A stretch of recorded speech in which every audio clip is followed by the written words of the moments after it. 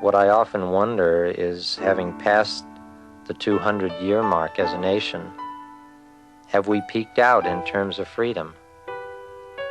Must we now look forward to a slide back into a totalitarian frame of reference?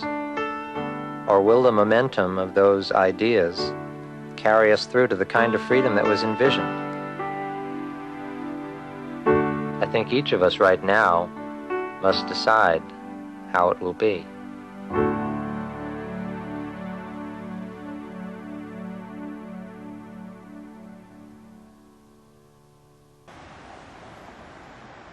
It's not going to happen unless we all work on it together. As a team, it's kind of like we are here in this country, and it's something that we have to keep creating. It's the same as a marriage or anything else. If you stop creating it, it dies.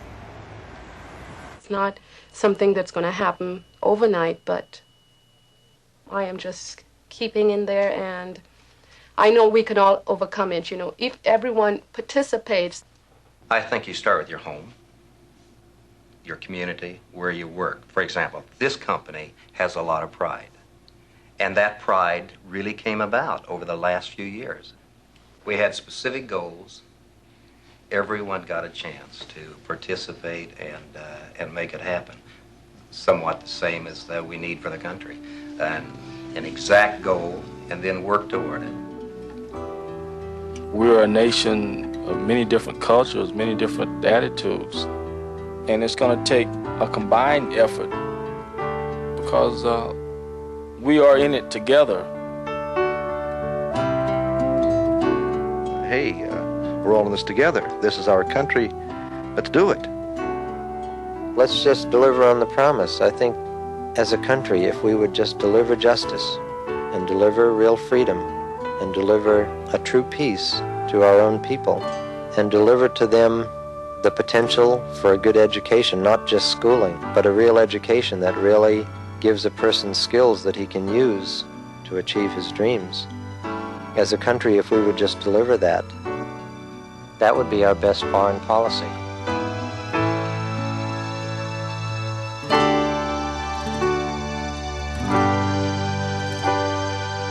People are beginning to have families again, which I think is the strongest institution we have.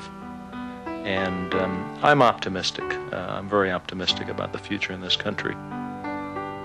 I believe that the country is beginning a turnaround to basic beliefs again. I think we will get back to a home-type atmosphere, you know, where families are closer again. And a number of years ago, and the churches were not as full. You go now, you can hardly find a seat.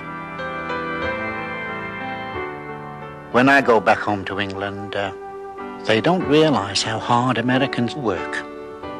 The old pioneer spirit that America still has a little of, you know. Do something for yourself instead of waiting for the government to hand it to you.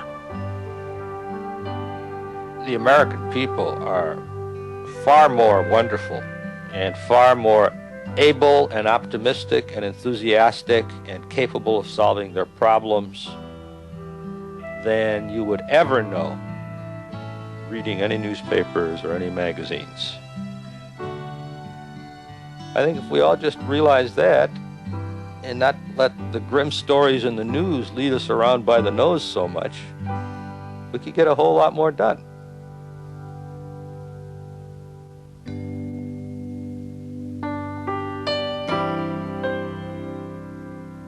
It's not the flag. It's what this particular flag represents. It represents integrity and freedom and hope. There's a line in our national anthem, and I can never hear it without tears. And it's, "Oh, say does that star-spangled banner yet wave? You know, is it still there?" And when I was a child and I heard that, I would always say inside, "Yes, yes, it's still there. It's still there."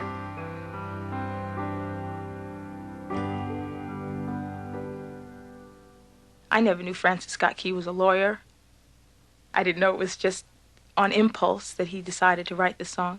This was after a night of bombardment of Fort McHenry. And actually the first stanza, which is what everybody sings, is what he wrote right after the battle, right there on the ship. He scratched it on a piece of paper.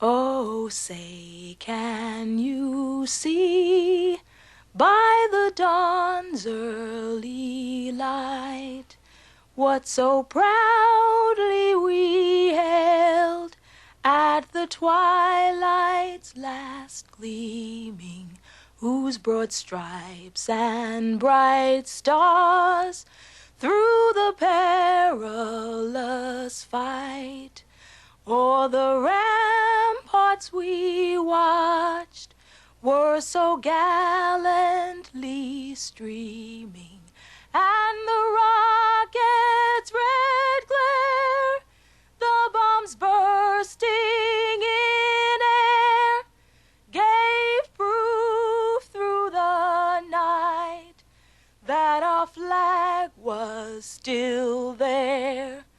Oh, say, does that star-spangled banner